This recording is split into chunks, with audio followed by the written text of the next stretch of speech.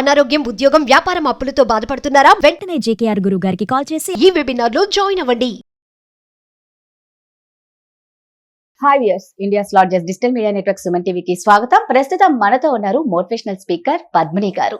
So Padmini గారితో relationship values గురించి బోల్డ్ అని విషయాలు తెలుసుకుందాం. నమస్తే అమ్మా.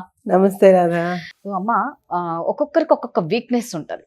కొందరు స్ట్రాంగ్ గా ధైర్యంగా ఉంటారు, దేనికి భయపడరు. కొందరు ఉంటారు ప్రధానికి భయపడుతూ ఉంటారు. సో ఆ భయం భయం అనడం వల్ల వాళ్ళు ముందడుగు వెయ్యకుండా వెనకాలే ఉంటూ ఉంటారు. నిజంగా మనిషికి భయం అనేది ఉండాలి. అది ఎంతవరకు ఉండాలి? అసలు ఇంత భయపడడానికి కారణాలు ఏంటి? ఈ భయం లేకుండా వాళ్ళు కూడా మంచిగా ధైర్యంగా బతకాలి అంటే ఎలా? అసలు భయం అన్నది లేని మనిషి ఎవడన్నా ఉన్నాడంటావా రాధా? ఖచ్చితంగా ఉంటారు. భయం భయం లేకపోతే లేని బతకడం ఏ కష్టం. మనిషి అయినా నాకు జీవితంలో నేను ఎప్పుడు భయపడలేదు భయపడలేదు అంటే నేనైతే నమ్మను. అది హాస్యాస్పదమే. నిజమే. ఎందుకంటే ప్రతి మనిషి ఏదో ఒక చిన్నప్పుడు ఓవర్ ఏజ్ ఏదో ఒక దానికి మనం భయపడుతూనే ఉంటాం, భయపడతాం. అవును. కానీ భయాన్ని అన్నదానికి ఏంటంటే కనుక ఇది ఒక విధమైన ఆందోళన. మనిషికి భయం అన్నది ఆందోళన. తన మీద తనకి ధైర్యం లేకపోవడం భయాన్ని కలిగిస్తుంది. రైట్? ఈ భయం ఎప్పుడు, ఎందుకు, ఎలా వస్తుంది అని అంటే కనుక ఒక మనిషికి ఎందుకు వస్తుంది? ల్యాక్ ఆఫ్ కాన్ఫిడెన్స్ వల్ల వస్తుంది, ల్యాక్ ఆఫ్ కమ్యూనికేషన్ స్కిల్ వల్ల వస్తుంది. అంటే ఏంటి, ఒక మనిషి సడన్గా మిమ్మల్ని పిలిచేసి అమ్మ స్టేజ్ మీద ఈ పాట పాడు అనగానే భయం. ఆ పాట నేను పాడగలనా లేదా? స్టేజ్ అంటే భయం, స్టేజ్ ఫియర్, లేదా మనుషుల్ని చూస్తే భయం. ఇట్లా అన్నమాట. ల్యాక్ ఆఫ్ కాన్ఫిడెన్స్ వల్ల అన్నమాట. అంటే వాళ్ళ మీద వాళ్ళకి ధైర్యం లేదు, అవగాహన లేకపోవడం వల్ల కూడా భయం వస్తుంది. మనకు తెలియని సబ్జెక్ట్ మీద ఎవరైనా ప్రశ్న వేశారు అనుకున్నా అయిపోయారు, మనం చెప్పలేం, భయంగా ఉంటుంది. బాస్ దగ్గరికి మనం పని చేయనప్పుడు బాస్ దగ్గరికి వెళ్ళి బాస్ ఏమడుగుతాడో అన్నది కూడా భయం ఉంటుంది మనిషికి. కొన్నిసార్లు ఆన్సర్లు తెలిసినా చెప్పేది ధైర్యం లేక భయంతో మర్చిపోతూ ఉంటాం. రైట్?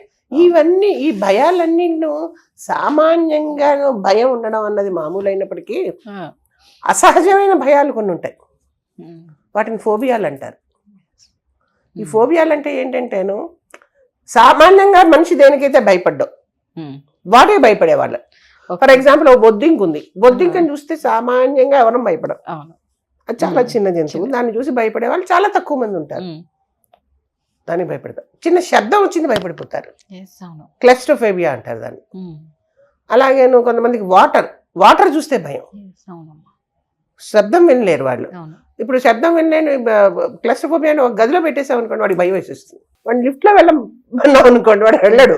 ఎందుకంటే గది తలుపులు మూసుంటాయని వాడి భయం. వాడు కావాలంటే 20 స్టేజ్ అంతస్తులైనా నడిచి వెళ్ళిపోతాడు, కానీ వాడు లిఫ్ట్ లో మట్టుకు ఎక్కడ. కొంతమంది ఎస్కలేటర్ ఎక్కాలన్నా భయం, దిగాలన్నా భయం. హెల్త్ ప్రాబ్లమ్స్ వల్ల కూడా కొన్ని భయాలు రావచ్చు.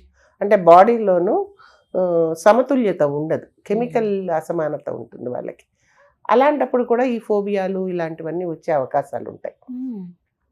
అలాంటప్పుడు మనం డెఫినెట్గా వాళ్ళని ఒక డాక్టర్ పర్యవేక్షణలోకి తీసుకెళ్ళి కొన్ని మందులు ఇవ్వడం ద్వారా వాళ్ళని మనం బాగు చేసుకోగలుగుతాం. అంటే అసమంజసమైనటువంటి ఫోబియాలకు మటుకు మనం కొంత ట్రీట్మెంట్ ఇవ్వాల్సే వస్తుంది.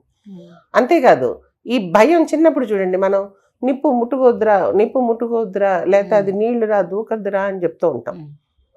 కానీ కొంచెం పెద్ద అవుతున్న కొద్దీ ఆ నీళ్ళని మనం ఇంట్రడ్యూస్ చేస్తూ పోతాం పిల్లలకి. సో వాళ్ళకి ఆ విధంగా కూడా భయం అనేది పోతూ ఉంటుంది. నీడు భయం ఉన్న వాడికి నీటికి దగ్గరగా తీసుకెళ్ళడం వల్ల కూడా ఒక్కోసారి మనం భయాన్ని దూరం చేస్తాం కదా. అంతేకాదు, చిన్నప్పుడు ఏదో ముద్ర పడిపోతుంది మన మనసులో. ఆ ముద్ర పడడం వల్ల కూడా మనకి భయం అన్నది కలుగుతుంది. కానీ భయం ఉండాలా వద్దా అంటే ప్రతి మనిషికి భయం ఉండాలని చెప్తాను నేను. భయం ఉన్న మనిషి పరిమితుల్లో ఉంటాడు. ఎగ్జాక్ట్లీ అమ్మ, హద్దుల్లో బతుకుతాం. అందుకే కదా భయం లేకుండా విచ్చలవిడిగా అనే వర్డ్ వస్తుంది. ఎప్పుడైతే భయం లేని మనిషి విచ్చలవిడితనం ఎక్కువ. కాకపోతే అతిగా భయపడితే కష్టమేమో. అతి భయం అతి పనికిరాదు, ఎప్పటికీ పనికిరాదు, అతి పనికిరాదు. కానీ భయం మటుకు మనిషికి ఉండాలి. భయం నీ పని చేసే పనిలో ఉండాలి. ఆ భయం ఉన్నప్పుడే మనం డెడికేషన్ బాగా చేయగలుగుతాం. అప్పుడే మనలోనూ అంకుటిత స్వభావం ఆ వర్క్ మీద ఎక్కువ వస్తుంది, శ్రద్ధ ఎక్కువ అవుతుంది. దానివల్ల మనం చేసే పని సక్సెస్ఫుల్ గా చేయగలుగుతాం. భయం లేని మనిషికి ఏ విధమైన తెగించిన వాడు అంటాను చూడండి, ఇంకా తెగింపు అనమాట వాళ్ళకి. విచ్చలవిడితనానికి దోహదం చేస్తూ ఉంటుంది. రైట్? సో కాకపోతే అతిగా భయపడేవాళ్ళు. అతిగా భయపడకూడదు. అతిగా భయపడడం అని అంటే కనుక అది మానసిక దౌర్బల్యం ఏదో ఉంటుంది వాళ్ళల్లో రీజన్స్. అతిగా ఏదైనా విషయానికి మీరు భయపడ అన్నట్టు ఏంటంటే మెయిన్ గా అండి ఇదన్నిటికీ కారణం తన మీద తనకి ఆత్మస్థైర్యం ఆత్మవిశ్వాసం లేకపోవడం. నువ్వు దాన్ని పెంచుకోవాలి అని అంటే కనుక జ్ఞాన సముపార్జన చేయాల్సిందే. ఎవరైనా చదివి జ్ఞానం సంపాదించడానికి నువ్వు బుక్స్ చదవంగానే సరిపోదు, చదివిన దాన్ని ఆచరణలో పెట్టుకో. ఇది చెయ్యకుండా ఇదంటే భయం నాకు అదంటే భయం అని అంటే కనుక ప్రతి ఏది పుట్టంగానే నేర్చుకోలేదు కదా రాదా. అవును, అవును. పుట్టుకతో ఏది నువ్వు మనం నేర్చుకోలేదు కదా. కాలక్రమేణా మనిషి పెరుగుతున్న కొద్దీ అన్ని భయాలని తప్పించుకుంటూ మనం పైకి వస్తున్నాం. అలాంటప్పుడు ఒక వస్తువు కానీ ఒక మనిషిని చూసి కానీ ఒక వ్యవస్థ మీద భయం ఉండాలి. సంఘంలో బతకాలి అని అంటే వ్యవస్థ మీద కూడా భయం ఉండాలి మనకి. సమాజంలో బతికేటప్పుడు కొన్ని నార్మ్స్ ఉన్నాయి, అవి మనకి చెప్పకనే చెప్తాయి మనకి, అందులోనే మనం బతకాలి. సమాజం మీద భయం లేకపోతే కష్టం కదా. అలా అని చెప్పి సమాజం మీద భయం ఉండాలి, కానీ అతిగా సమాజానికి భయపడి నిన్ను నువ్వు కుంగ తీసుకోకు. అంతే కదా. పక్కవాడు ఏమనుకుంటాడో ఎదురేవాడు ఏమనుకుంటాడో అని చెప్పి సమాజంలో ఉన్న వాళ్ళందరి కోసం నీ జీవితాన్ని పాడు చేసుకోకు. అలా అని చెప్పి విచ్చలవిడిగా బతకు. So be rational in your భయం ఆల్సో. సో ఈ రేషనాలిటీ కనుక మనకు పోయి అతి ప్రవర్తన ఏ రోజు అయినప్పటికీ కూడా మనకి చాలా అంటే చాలా కుంగదీస్తూ ఉంటుంది మనకి.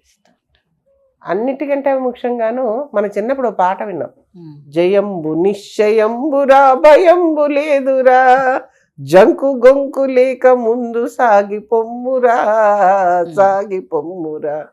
ఎందుకు భయపడాలి మనం? అంతే. నీ మీద నీకు కాన్ఫిడెన్స్ ఉన్నప్పుడు దేనికి భయపడకు, అడుగు ముందుకు వేయండి. కుంగిపోవడం అన్నది చేత కాని పిరికి వాళ్ళు చేసే పని. మనం ముందుకు అడుగు వేస్తూనే ఉండాలి. ఇది నేను ఇచ్చే సలహా వీళ్ళకి. ఎందుకంటే నో ఫియర్, బీ బ్రేవ్. సామాన్యంగా ఈ భయం అన్నది ఎప్పుడు వస్తుంది అంటేనమ్మా, ఎక్కువగా భయపడే మనుషులు ఎప్పుడు ఉంటారో తెలుసా మీకు? గతం గురించి ఎక్కువగా ఆలోచించిన వాళ్ళు, లేదా భవిష్యత్తు గురించి ఎక్కువగా ఆందోళన పడుతూ ఉంటారు. ఏమైపోతుంది, రేపు ఏమవుతుంది, ఎల్లుండి ఏమైపోతుందో, ఇలా చేస్తే ఏమైపోతుందో, అలా చేస్తే ఏమైపోతుందో. వాళ్ళు ఏ రోజు వర్తమానంలో బతకరు. వాళ్ళు గతంలో అయినా బతుకుతూ ఉంటారు, భవిష్యత్తులో అయినా బతుకుతూ ఉంటారు. ఇది ఆలోచిస్తూ అసలు స్టెప్పే వేయరు వాళ్ళు.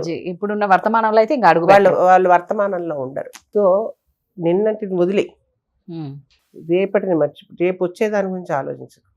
ఈ రోజు నీ జీవనం సాగించడానికి ప్రయత్నం చేసినప్పుడు మనలో భయం అన్నది ఉండదు.